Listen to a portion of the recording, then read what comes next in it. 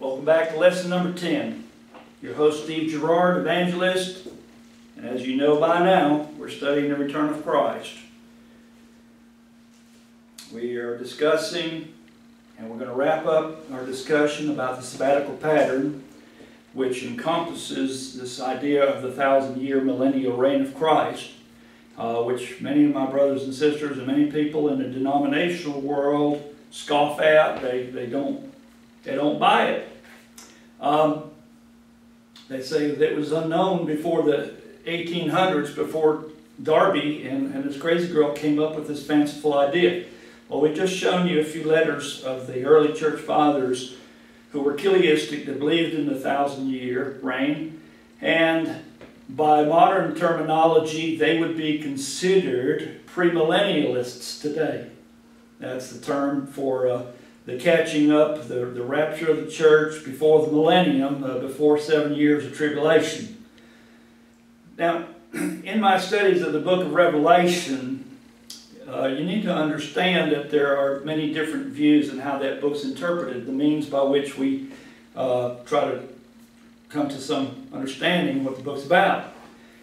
And there are four basic ways that the book is interpreted. There's the preterist point of view that everything in the book of Revelation, except for the return of Christ, was finished and accomplished prior to 70 AD, which means John received the revelation a year or two before 70 AD, and that it's all ancient history. Well, that doctrine was unknown until after the Protestant Reformation. Martin Luther in the early 1500s over in Germany, when he opposed the teachings, dogmas, traditions, and creeds, and so forth of the Catholic Church, created quite a stir in Europe. It was a Catholic priest some decades later that came up with the preterist point of view because Martin Luther was calling the papacy, the position, the papacy, the Antichrist, and of course that didn't sit well with Catholics. So to take him out of the picture of ever being the Antichrist, came up with the preterist doctrine. You won't find that doctrine before the 16th century taught anywhere in the church.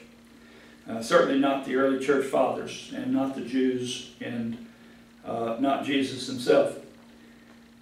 You have the historic approach that the book of Revelation is history as it's unfolding. Well, you can twist and push a few scriptures at the beginning and make it out to be so, but you can only go so far in history, and the trail just goes dead.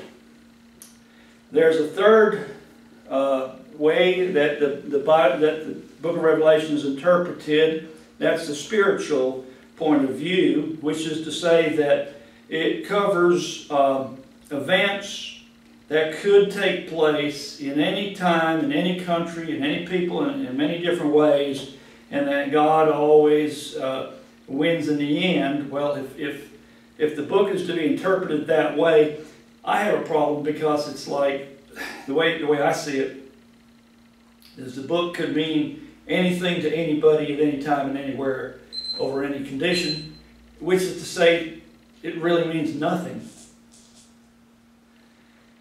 And there's the fourth point of view, which I hold to, is the futurist. That most of the book of Revelation is dealing with a very short period of time, which from the date today has not yet occurred.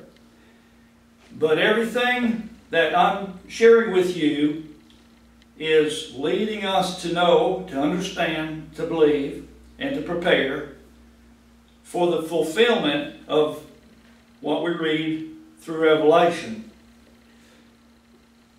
Now, there were many pre-Nicene fathers. Victorinus of Poitiers in 303, he was a premillennialist, as was Papias in 130 AD, Justin Martyr, Irenaeus, Tertullian, Latinius, All these men wrote and were considered to be chiliastic and believed in a literal 1,000-year reign of Christ at sometime in the future, after the resurrection. Now, in the 5th century, well, actually starting in the 4th century, Jerome and Augustine, Augustine being a prolific writer, he allegorically interpreted the book of Revelation. And we're going to get into a little bit of the history. I'm not going to be able to go very deep into that as to why, but their understanding of the book of Revelation being allegorical and coming up with the amillennialist point of view crept into the Catholic Church in the early 600s, starting after the Nicene Council in 325. Actually, that's really after the Nicene Council is when this allegorical interpretation really started taking hold. And the Catholics totally embraced it, and we'll get into the reasons why. And then, in the Protestant Reformation, Martin Luther, he just carried the baggage over into the Protestant denominational world.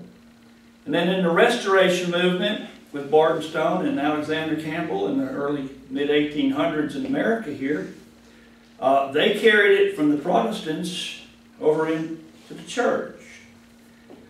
Now,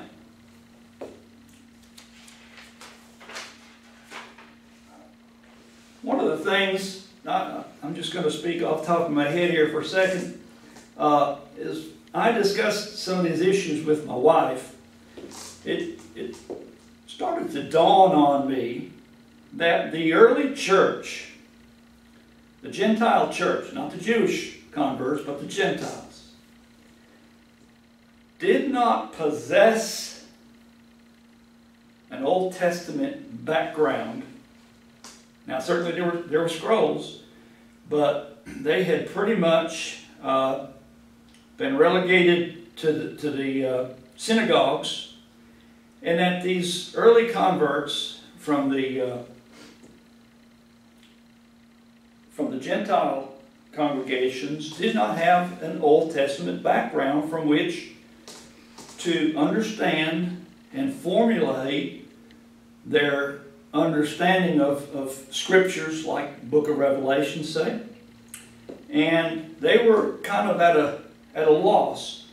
And there's been in the church, even today, it's recognized that we have lost our moorings from Old Testament Judaic understandings, not just the Scripture. We all have the Old Testament, Bible and Scriptures in our Bible, but we don't study it like we should, and we don't get from it what we need to. And we're very quick to jump on something new. Well, this is not anything new. Jerome and who was the other? Jerome, Origen, Clement, and St. Augustine all perpetrated a new understanding. And of course they were Gentiles. Now, so with that,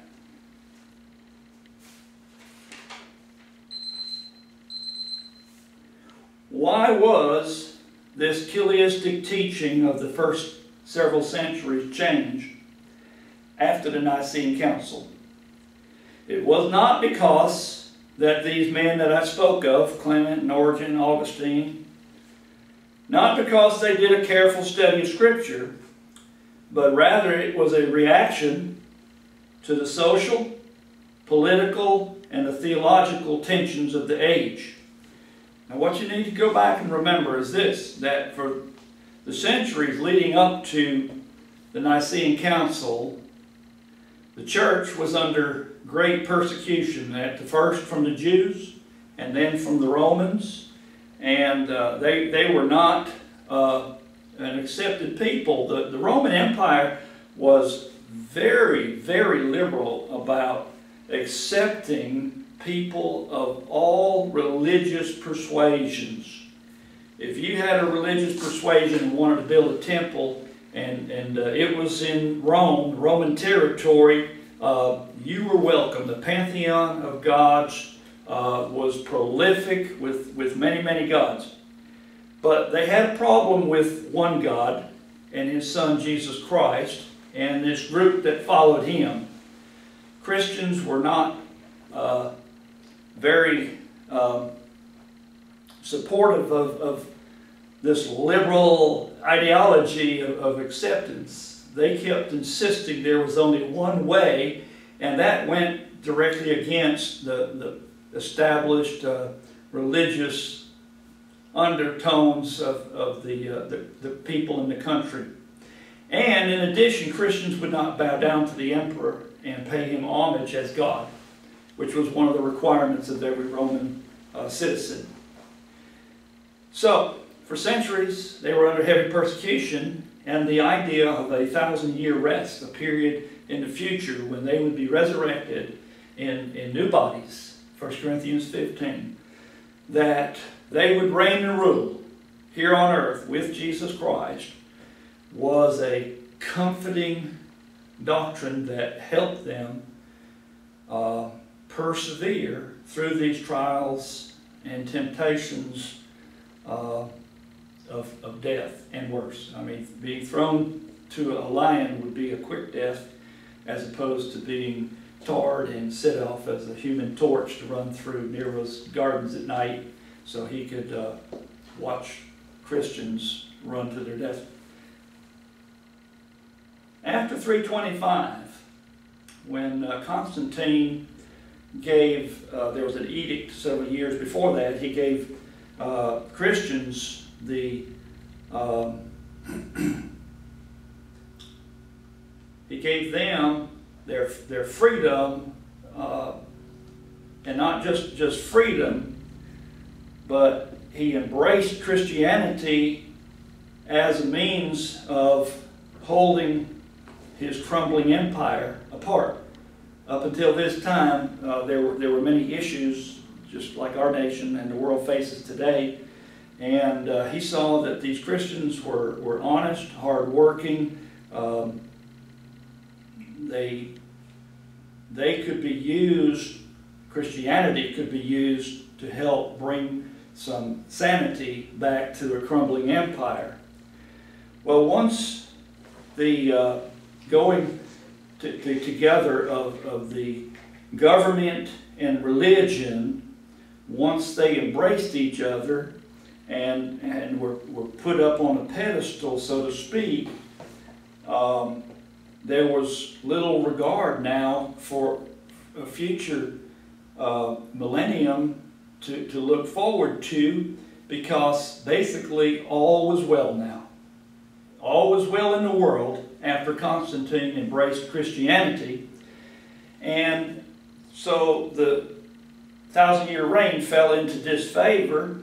And then with these other theologians who took the allegorical approach rather than the historic or futurist, this whole concept changed. And once it was lost, it's like the church has not found its way back to its original roots and its understanding about the 1,000-year millennium. Well, it looks like we're not quite done with this series, so we'll probably have one more short one and wrap this up. And I hope you've gotten something out of this. It's a very deep subject, and I hope you get a chance to go back and read through. Thank you for your attention.